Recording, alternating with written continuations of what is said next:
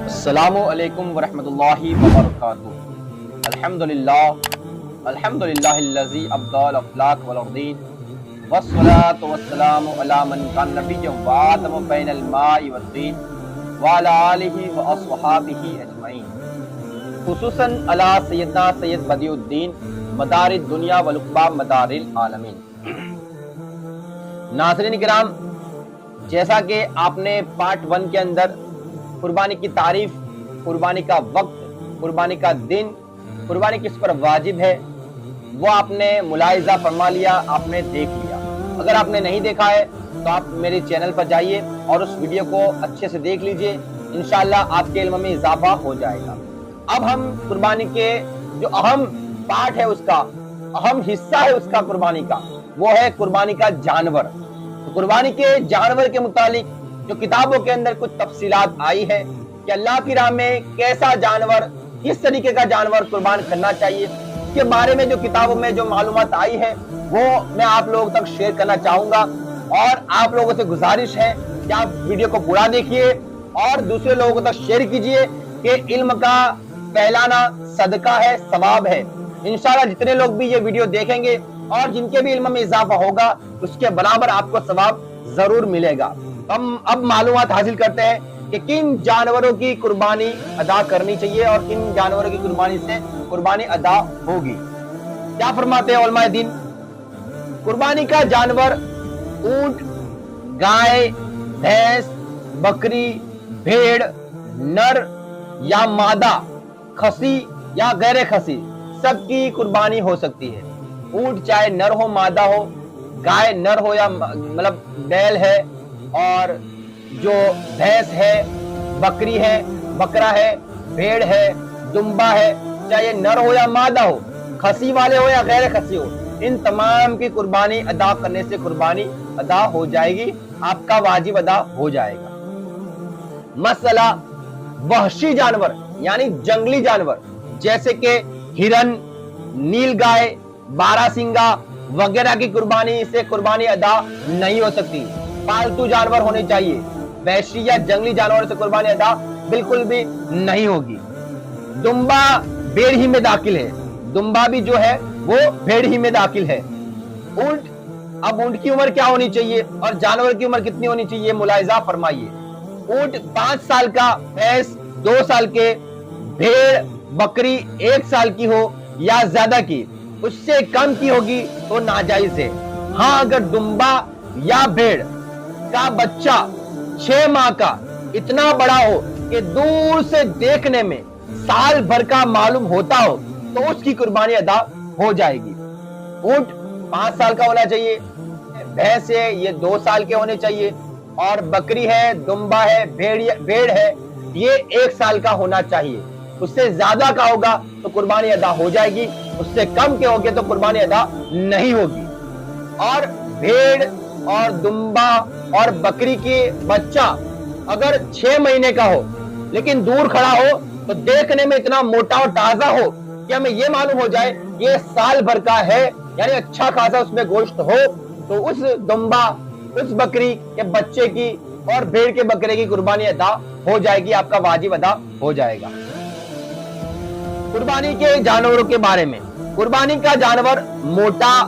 تازہ اور اچھا ہونا چاہیے، کیونکہ اللہ کے بارگاہ میں آپ قربان کر رہے ہو تو موٹا، تازہ، اچھا ہونا چاہیے، عیبی نہ ہونا چاہیے، یعنی کوئی نقصان اس کے اندر نہیں ہونا چاہیے۔ اگر تھوڑا سا عیب ہے، تھوڑا سا نقصان ہے تو قربانی ادا ہو جائے گی، مگر مکروہ ہوگی، یعنی کہ کچھ قربانی کے اندر آپ کا نقص ہے اور آپ ایسے ہی جانور کی قربانی کرتے تو آپ کو ثواب تھوڑا کم ملے گا، ثواب میں تھوڑی کمی ہوگی،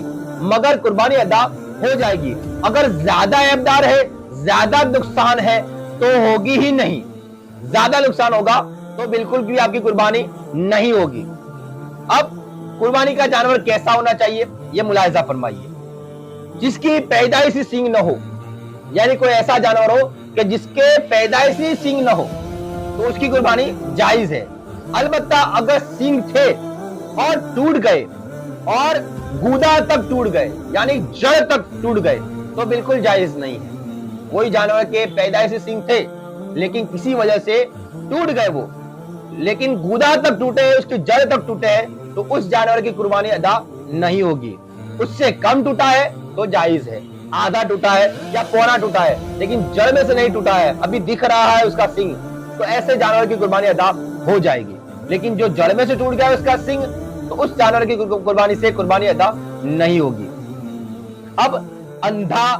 لنگڑا، کانا، بے حد دبلا، کان کٹا، دم کٹا یا بغیر دانت کا، تھن کٹا، تھن سوکھا ہوا، ناک کٹا، پیدائشی بغیر کان کا، یا بیمار ہو یا خنسا ہو یا جلالہ، جلالہ اس کو کہتے ہیں جو صرف غلیظ کھاتا ہو، ناپاک چیزیں کھاتا ہو، ان سب جانوروں کی قربانی سے قربانی ادا نہیں ہوگی۔ اب آگے، بیماری اگر خفیف ہو، تھوڑی سی بیماری ہو، اور اگر لنگڑا پن ہلکا ہو، تھوڑا سا لنگڑا پن ہو کہ چل پھر لیتا ہو، یعنی کہ لنگڑا پن اتنا ہو کہ وہ تھوڑا سا ہی ہو اور وہ چل پھر سکتا ہو، قربان گاہ تک جا سکتا ہو، یعنی جہاں پر قربان کرنا ہو وہاں تک خود اپنے پیروں پر چل کر کے وہ جا سکتا ہے اور جا سکتا ہے، یا کان، ناک یا دم تہائی حصے سے زیادہ نہیں کٹے ہو، تہائی حصے سے کم کٹے ہو، تو ایسے جانور کی قربانی بالکل جائز ہے، آپ کا واجب ادا ہو جائے گا۔ اب قربانی کرتے وقت جانور اچھلا، کودا اور اس سے عیبی ہو گیا، نقصان والا ہو گیا تو کوئی حرج نہیں۔ آپ لائے تھے تندرست اور ذبح کرنے کے ٹائم پہ آپ نے اچھے سے پکڑا نہ ہو، یا کسی وجہ سے وہ اچھل جائے، کود جائے، اور جس کی وجہ سے وہ عیب دار ہو جائے، نقصان والا ہو جائے، تو اب اس کی قربانی ادا ہو جائے گی، اس میں کوئی بھی آپ کو کوئی خلل نہیں ہوگا، کوئی بھی اس میں حرج نہیں ہوگا۔ قربانی کی اور پیٹ میں زندہ بچہ نکلا، یہ بہت اہم مسئلہ ہے، اسے ضرور اور سماعت فرمائیے، غور سے سماعت فرمائیے۔ قربانی کی اور پیٹ میں زندہ بچہ ہے تو اسے بھی ذبح کر دے اور کام میں بھی لا سکتا ہے، اور مرا ہوا ہے تو اسے دفن کر دے۔ پیٹ میں اگر زندہ بچہ نکلا تو اسے بھی ذبح کر سکتا ہے یا کام میں لا سکتا ہے، اگر مرا ہوا نکلا تو اسے جا کر کے دفن کر دے، اس کا استعمال نہ کرے۔ خریدنے کے بعد قربانی سے پہلے جانور نے بچہ دے دیا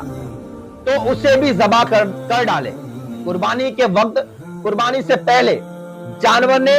بچہ دے دیا، قربانی نہیں کیا آپ نے، اور آپ نے پہلے سے جانور لا دیا، اور قربانی سے پہلے اگر جانور نے بچہ دیا تو اسے بھی ذبح کر ڈالے، کیونکہ آپ اس جانور کو قربانی کے ارادے سے لائے ہیں، تو اس کے پیٹ سے جو بھی نکلتا ہے وہ بھی قربانی کے لائق ہے۔ اور اگر بیچ دیا تو اس کی قیمت صدقہ کر دے، اگر آپ نے بیچ دیا کسی کو تو آپ اس کی قیمت کو صدقہ کر دے، اس کی قیمت کو آپ استعمال نہیں کر سکتے۔ اور اگر ایام قربانی میں ذبح نہیں کیا تو زندہ صدقہ کر دے، اگر قربانی کے دن گزر گئے اور آپ نے اس کو ذبح نہیں کیا تو آپ اس کو زندہ ہی صدقہ کر دے، ویسا ہی کسی غریب کو اور کسی مسکین کو آپ دے دے، صدقہ کر دے۔ اب آخر میں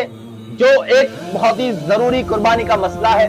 اور ایک اچھی ثواب کی چیز ہے جو ہمیں ہر حال میں کرنی چاہیے، کہ ہمارے پیارے نبی صلی اللہ تعالی علیہ وآلہ وسلم نے جب بھی قربانی کی ہے تو آپ قربانی میں اپنے امت کے مرحومین کو ہمیشہ یاد رکھتے تھے۔ تو اب یہ نقطہ پہ آپ سماعت فرما لیجئے، پھر میں آپ کو تفصیل سے اس میں گفتگو کرتا ہوں۔ ہمارے آقا و مولا جناب احمد مجتبی محمد مصطفیٰ صلی اللہ تعالی علیہ وآلہ وسلم کے کرم اور امین کو دیکھو کہ خود اس امت کے مرحومین کی طرف سے قربانی کی، اور اس موقع پر بھی امت کا خیال فرمایا، اور جس مسلمان سے ہو سکے وہ سرکار کے نام کی قربانی کرے تو کیسی خوش نصیبی کی بات ہے۔ یعنی کہ کتابوں میں آتا ہے کہ ہمارے نبی سرور عالم صلی اللہ تعالی علیہ وآلہ وسلم جب بھی قربانی کرتے تو ایک جانور اپنے امت کے مرحومین کے لیے ضرور ذبح کیا کرتے، قربان کیا کرتے، اور اس کا ثواب اپنے امت کے مرحومین کو پہنچایا کرتے۔ تو اس امت کو بھی چاہیے، ہمیں بھی چاہیے، امت محمدیہ کو بھی چاہیے کہ اللہ نے اگر آپ کو نوازا ہے تو آپ ایک جانور ہمارے نبی صلی اللہ تعالی علیہ وآلہ وسلم کے نام سے ذبح کریے، اور اس کا ثواب بطور ہدیہ حضور کی بارگاہ میں پیش کرنا چاہیے۔ تو یہ کتنی بڑی خوش نصیبی کی بات ہے، کتنے بڑی ثواب کی بات ہے، اور کتنے بڑے اعجاز کی بات ہے۔ اگر آپ جانور کو ذبح نہیں کر سکتے تو آپ حصے دار قربانی کے اندر ایک حصہ اپنے نبی کے نام کا ضرور لکھوائیے، تاکہ اس کا ثواب آپ بطور ہدیہ اپنے محبوب کی بارگاہ میں بطور تحفہ پیش کر کے حضور کی بارگاہ میں آپ مقرب بن جائے، محبوب بن جائے اور حضور کے چہیتے امتیوں میں آپ کا بھی شمار ہو جائے۔ تو ہمیں چاہیے کہ اچھے جانور کو، صحیح جانور کو صحیح وقت میں صحیح طریقے سے قربان کرے۔ اللہ رب العزت ہمیں صحیح طریقے سے قربانیاں کرنے کی توفیق عطا فرمائے، ہماری قربانیاں قبول فرمائے اور ہمارے کو اس کا ثواب عطا فرمائے، اور اگر ہم سے کوئی غلطی ہو جائے تو اللہ معاف فرمائے اور ہمارے علم میں اضافہ عطا فرمائے۔ اور آپ تمام اعزاز سے گزارش ہے کہ اس ویڈیو کو اچھے طریقے سے دیکھیے، اور انشاءاللہ اب ایک پارٹ 3 میں بناؤں گا جس کے اندر قربانی کرنے کا طریقہ میں آپ کو آپ کی بارگاہ میں پیش کروں گا۔ تب تک کے لیے میں آپ سے اجازت طلب کرتا ہوں، دعا میں یاد، اللہ حافظ، وما علینا الا البلاغ المبین۔